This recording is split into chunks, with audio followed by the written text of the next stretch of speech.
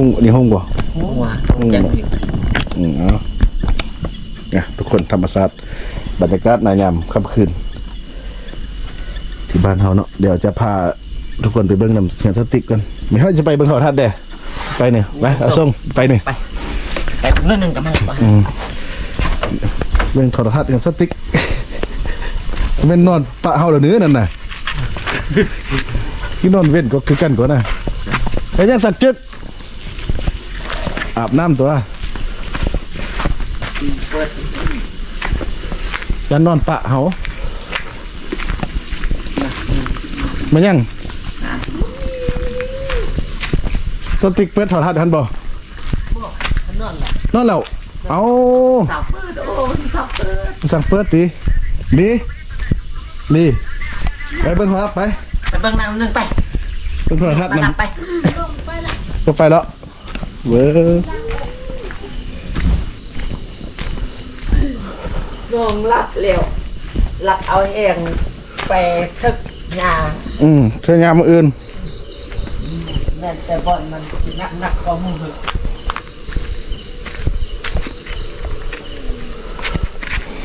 อ้าวลี่เดี๋ยวติ๊กรับแล้วหน่อยติ๊กอ๋อเขาสิบ่เป็นขอทัดนำอยู่รับแล้วรับแล้วย่าเราแล้วสินะย่าเราแหละเรารับแล้ว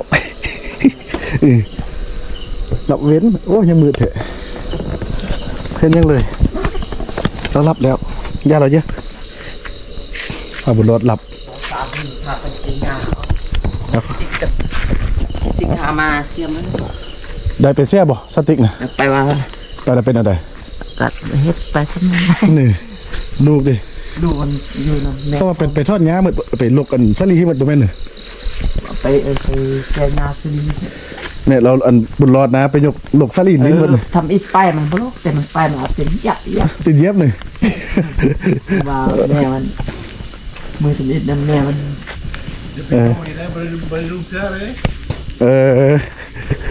โอ้อะไรเห็นยังไง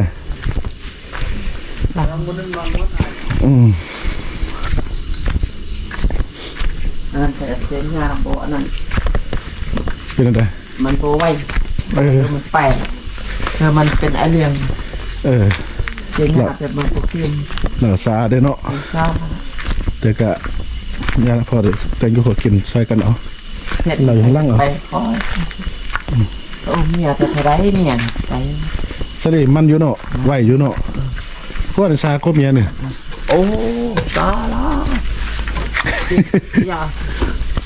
อย่าเศร้าติ๊กนอนแล้วนุ่นเป็นดำน้ำบ่ไปนอนเนี่ยเศร้าติ๊กตีตุกเอามาปาพี่เดี๋ยวมาไว้เลยติ๊กนอนแล้วอ่ะเวลานอนเลยกับโอ้ยกับอะไรว่าจะไปไทย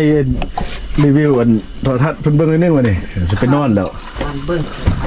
ดีกว่าน้าก่อนเนาะนั่นน่ะ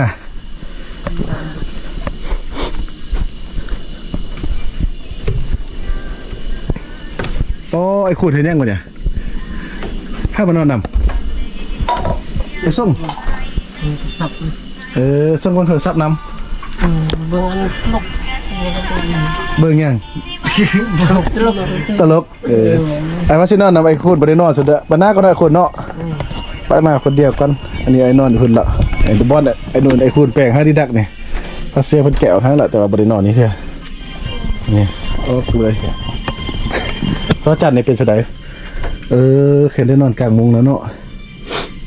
วันนั้นพระท่าจันอยู่รูปแล้วน้องค่อยมานอนพี่เอาเนาะคุณเนาะแบ่งห้องพระท่าจันแล้วกันนั่นพี่เอา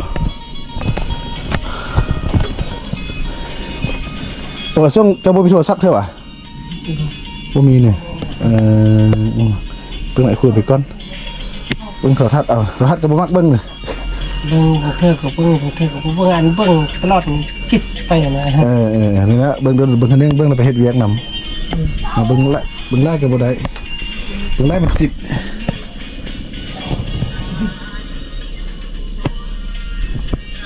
โอ้ไอ้คุณเนี่ย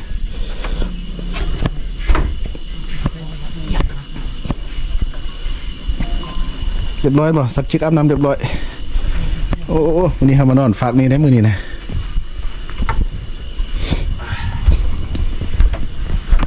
มือ จักคนนอนนี่นะ 3 คน เฮ้ยเด้ อันคนหนึงไปเที่ยว อายุปะอันเงินคุณนะ ไปส่งเขาหน่อย ส่ง นอนนี้ไอ้นุ่นนอนนี้เอาเครื่องคือบุมียังไล่เท่าสนะ บ่มี โอ้มีแต่เท่านี้เนาะเงินกูเปล่าโซดเด้หน่อยนุ่นเนาะเครื่องไอ้นุ่นอยู่สักหมดสนะบุมีแล้วเสื้อผ้าให้กระปุกใจมานุ่งนะมีกระบอนมีกระสักจิก